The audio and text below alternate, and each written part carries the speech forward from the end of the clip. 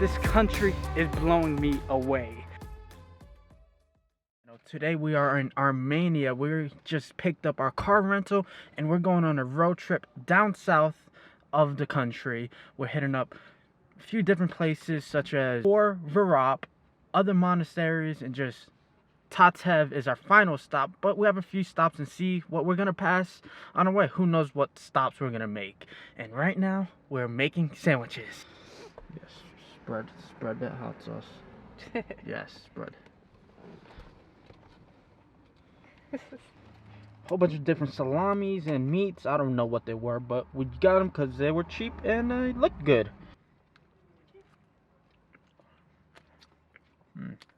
Well, enough sandwich talk. Let's get on the road.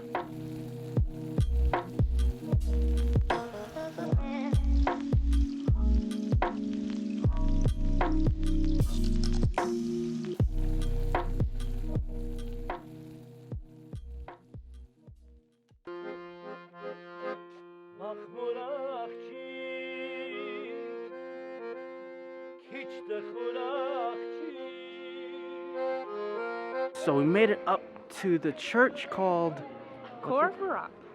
I have trouble with that name, and just right before you get there, you're just blessed with an amazing view of the monastery and with the backdrop of R.I.P mountain. It's absolutely beautiful.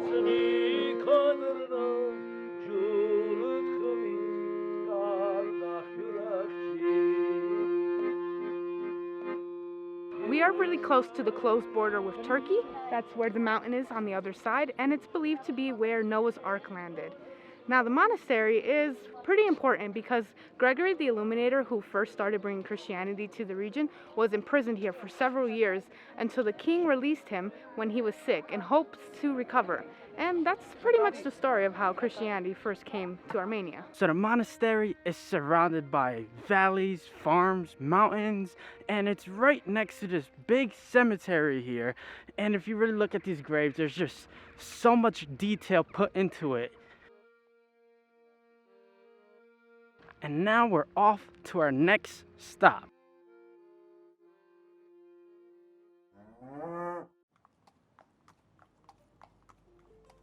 We are at our next stop, which is another monastery, because this is what Armenia is really known for. It is called Noravank, and Noravank means new monastery, but this was built in the 12th century.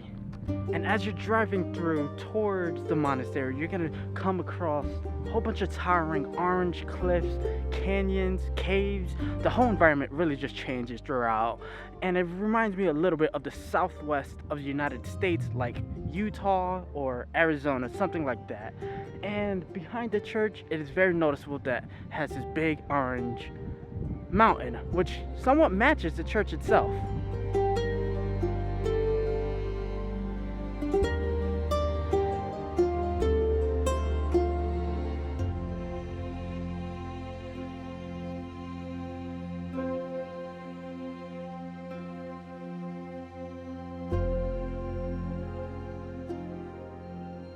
There are two ways to enter this church.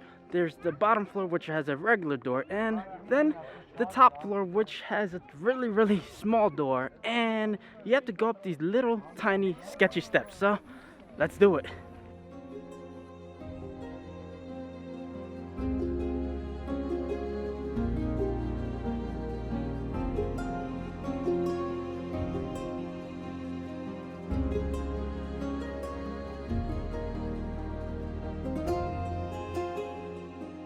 Of course, while driving, we come across yet another church. We just got to our hotel in Tatev. It's called John and Lena's Bed and Breakfast.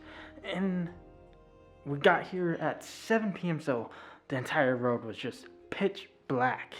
So this hotel does include a huge breakfast with different breads, salamis, 2 types of salads, well, multiple types of salads, butter, jam, virap, and it's just so much food. Right now we're heading to the main reason we came here was the Tatev Monastery.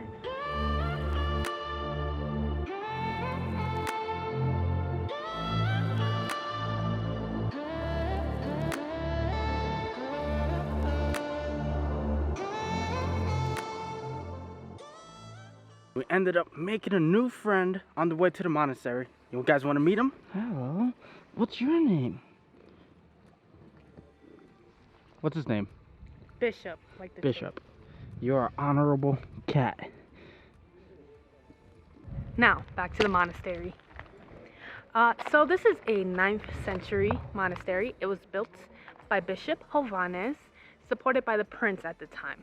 It's called Tatev Monastary because the word means to give wings. There's lots of legends surrounding this monastery, but one of the most famous ones is that the builder who made this monastery, when he finished, took 2 wood chips and asked God to give him wings. He jumped into the abyss and he flew back out. And as a result, he thinks that this should be named after wings. This monastery is way bigger than I ever expected, and it's just surrounded by the mountains, and you could just keep exploring, and we just came across this just amazing views of the mountains and the villages below.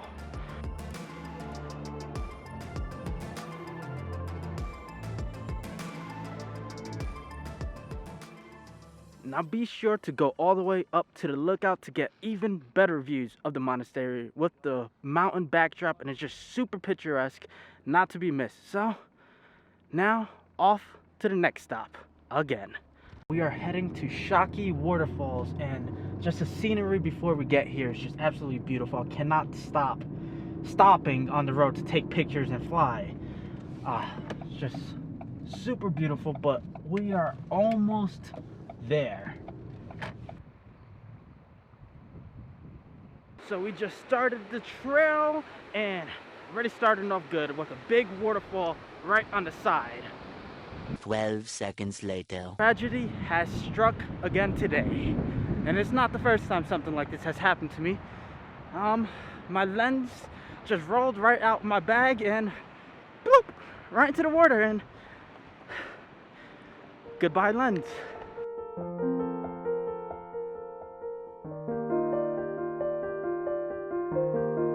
But on the bright side, we just made it to the main waterfall, and it's absolutely beautiful.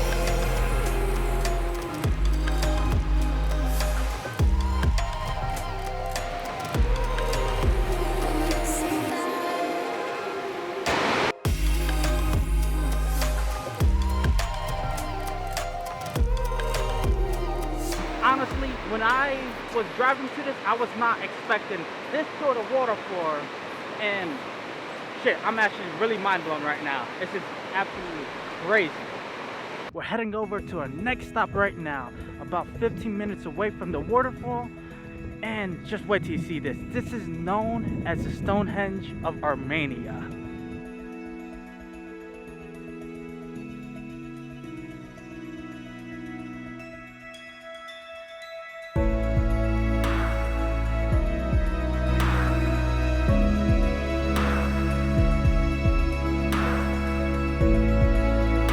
Nobody really knows why these stones are here, but you will notice some of the formations and shapes. These stones align perfectly with stars, the sun, and the moon, so it's believed that astrology rituals were performed here. This definitely is a place to be discovered in Armenia. This country is blowing me away. Honestly, it is crazy that nobody is really talking about Armenia, and this place is absolutely stunning. It's beautiful. I'm in shock right now from everything I've been seeing these past 2 days. Like, what I just saw right now was amazing. Like, I really think and I really hope more people start coming to Armenia, because more people really need to see this beautiful place. We ended our day off in a town called Goris, not too far from Tatev. We went to a nearby restaurant and had traditional dishes such as lamujans, pide, and kebabs, plus some other stuff. So right now we are at the medieval cave dwellings, and it's snowing really hard right now, so I don't think we're getting very far today. But these caves were inhabited into the 1960s, which is super recent, where people were living in these caves. These caves functioned like a normal town or village. They had everything they needed. Everyone had their own house. There were schools, and there was just a community. The only thing they didn't have was plumbing, obviously. But the reason why they left, it's because it was during the time of Soviet rule.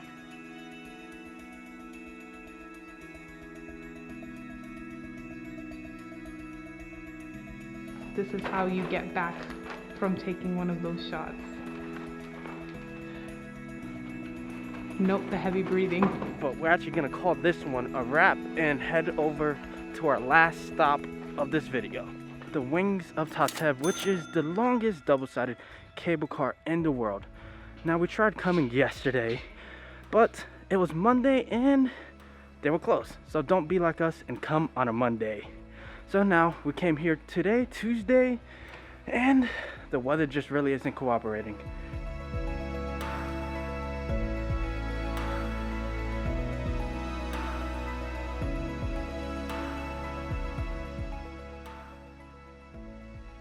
That about sums up our road trip down south of Armenia. This part of the world is just so beautiful. Armenia is an amazing, amazing place. So, super successful time down here, except with one casualty, my lens, my 20-meter lens. So if you guys want to help me get a new lens, support the channel, be sure to subscribe, leave a like on this video, and leave a comment, boost the algorithms, help me get a new lens. Until next time, guys, stay off the beaten path.